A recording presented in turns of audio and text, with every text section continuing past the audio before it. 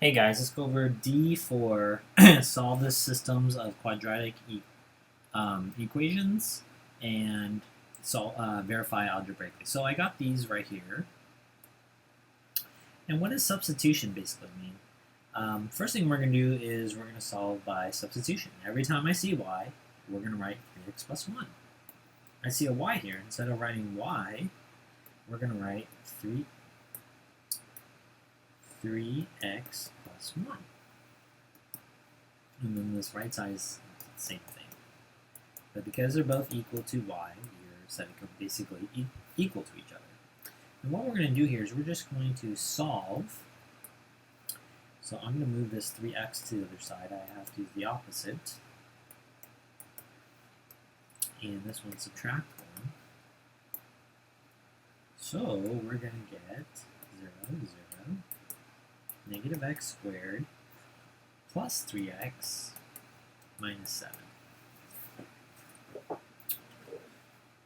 Okay, remember here you can use the discriminant to check how many solutions you're going to get. So the discriminant is b squared minus 4ac.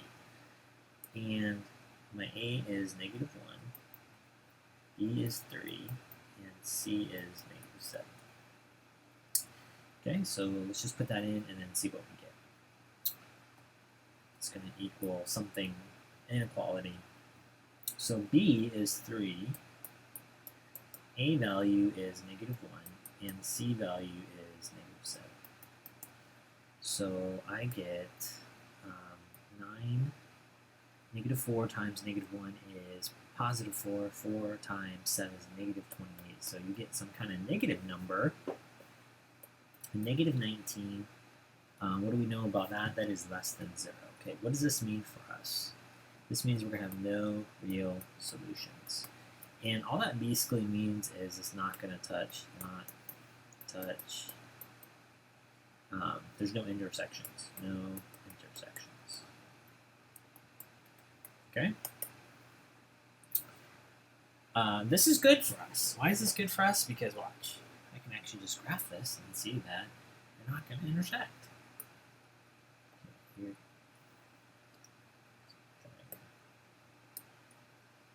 Here is my x, my coordinate. Let's graph the. Here I again have slope-intercept form.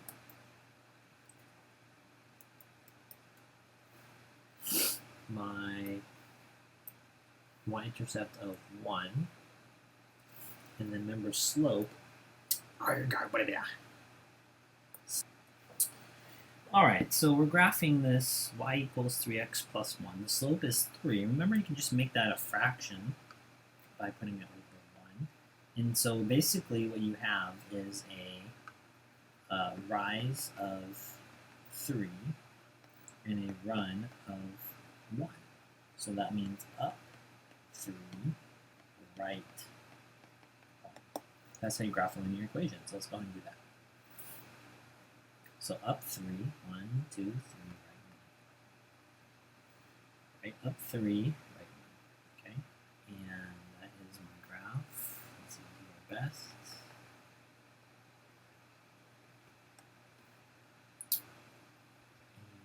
And let's go ahead and graph and turn off the, because we want to see how I invert the colors.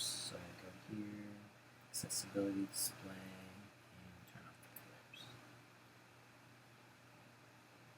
Did that change it?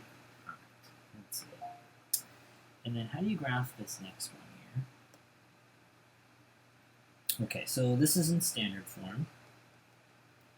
A couple of things you should notice. You should have a y-intercept of negative 6. 1, 2, 3, 4, 5, 6. There's my y-intercept, negative 6. And then it has an a value that's negative. Okay, so how do I show that these graphs do not intersect? Could look something like this.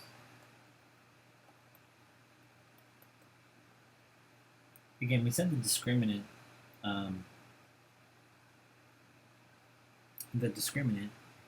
when we did the substitutions, my battery is still working on it, but that we had a discriminant when we combined those two equations that was less than 0, so that means that the graphs don't intersect. Now, how do you know that this graph doesn't touch the x-axis? You can also use the discriminant there. And then in this problem, I actually want to show you guys by using the graphing calculator. So I'm going to pull this up. Let's go ahead and input here. So click on y equals. We have negative x squared plus 6x. And when you're using the variable button, that's the top left near the alpha second, not sometimes the letters on the keyboard, minus 6. And then for the second equation, we have 3x plus 1. And you're going to press graph. We have a zoom button. Let's just get graph.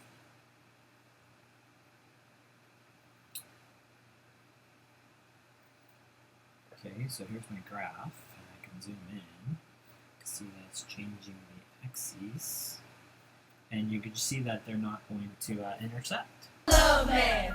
You don't love math? What's wrong